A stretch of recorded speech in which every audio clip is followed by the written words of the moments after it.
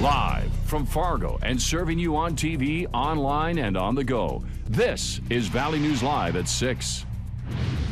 Nowadays, we need to see people that are giving and nice, considering all the crime that's been going on, and then you see that and it just kind of makes your heart sink just a little bit more. A salon in South Fargo is asking for your help after someone smashed their front door and stole from them. It's not a typical burglary. More than money was stolen. Valley News Team's crime and safety reporter Nicole Johnson explains why the break-in is hurting more people than just the business owner. It's the place we visit to get a fresh look. Usually a relaxing environment. Apparently, I just trusted too much. However, someone tried to wreck that atmosphere as they busted into Head Game Salon in South Fargo. I came into work, the front door was shattered everywhere, and then there was the metal bar that was thrown through it. The owner, Carrie Cassette, isn't too concerned about the door or the scratches on the floor or even the missing products. The donation jar was right here. Something even more precious was stolen. Remember this laugh?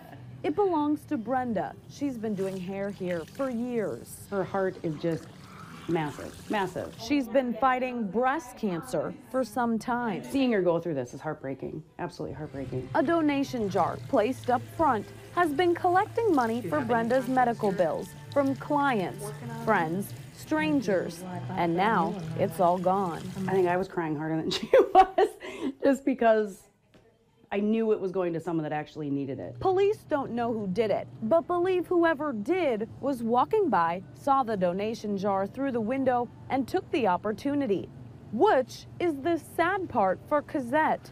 She says whoever took it had to have known what it was for. There's no way you can mistake it for something else. While they assume the money is gone forever, Brenda hasn't lost hope or her positive attitude. In Fargo, Nicole Johnson, Valley News Live. Cassette is taking donations again at the salon and is also planning a benefit for Brenda. There's no date set yet, but we will keep you updated.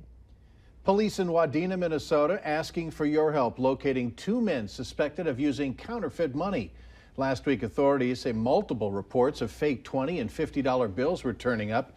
The two men were photographed at a local Walmart. One of them has tattoos on both arms. If you have any information on these two, call police. The phone number is on your screen, 218-635-7700. After responding to 4 overdoses this past week, Grand Forks police are telling the public what they should look out for.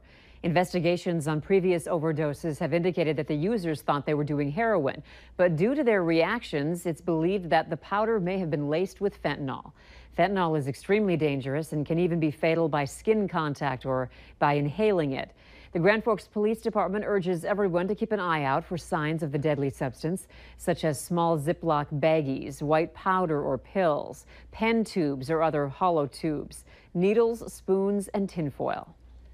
A 9-year-old boy is okay after being hit by a car in West Fargo this afternoon. Investigators say the boy was leaving Ellie Berger Elementary, was crossing 4th Avenue East when the crash happened. The driver, a 25-year-old woman, was not ticketed because police say it was clear that she was not at fault. We're learning today that a plea agreement was reached last week after a Fargo police officer was placed on administrative leave after a domestic assault incident back in June.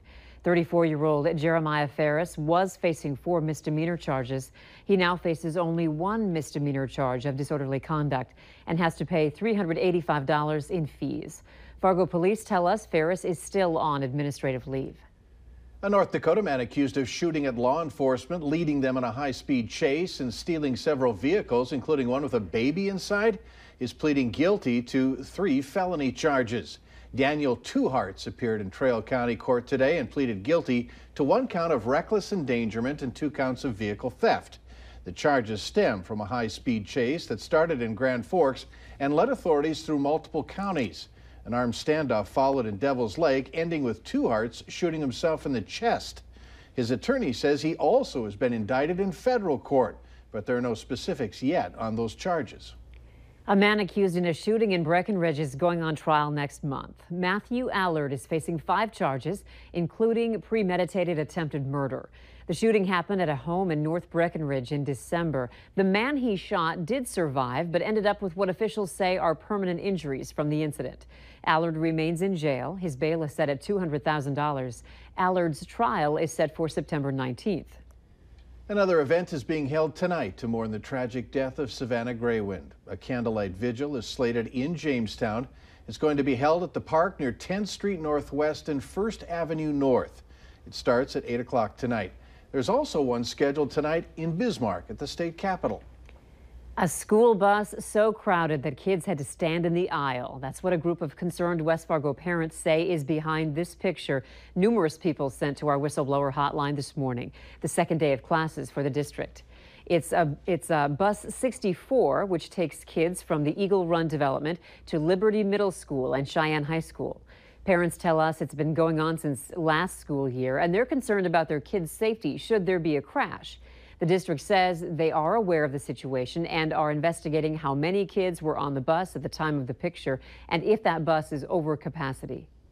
I think that's pretty concerning. You know, I remember being a kid and having those school bus safety things, and they told us you can never ever stand up because if the bus has to slam on the brakes, you'll be thrown forward. So yeah, that's pretty concerning to me. I think they definitely need to have more buses. If that bus is found to be over capacity, we're told a stop will be eliminated and added to a different bus route. And again, this story came to us through our Whistleblower Hotline. So if you need help with a serious issue in your community, call us at 701-237-6576 and leave your tip. We'll do our best to get to the bottom of it. Another great day out there, perfect, let's say, for firing up the grill and having a barbecue. And for Hutch and the gang from Cashwise, this is the last backyard event of the year. So Hutch, where are you tonight? Well, I got to tell you, we're up north of Harwood. We are in the Brooktree Park neighborhood, and the weather is absolutely beautiful out here tonight. Kids are having fun, and everybody else is eating steak. So let's get right to your forecast and talk about the weather you're concerned with this evening. Almost everyone is going to see crystal clear skies with the exception of a couple of clouds. It looks very quiet. Temperatures are in those low 80s right now, and we are seeing a lot of 70s across eastern North Dakota and central Minnesota.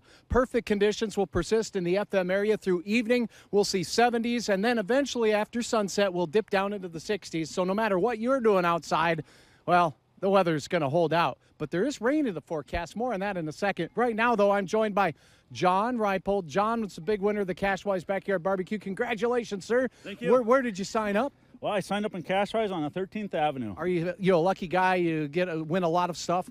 You know, no, I win. This is the first time I won in a long time. So if I win, anybody can win. That's right. Well, congratulations. It's fun to be here. And whoa, what is this? What's your name? Kaylee Reinpold. How did you know, Kaylee Reinpold, that today was my birthday?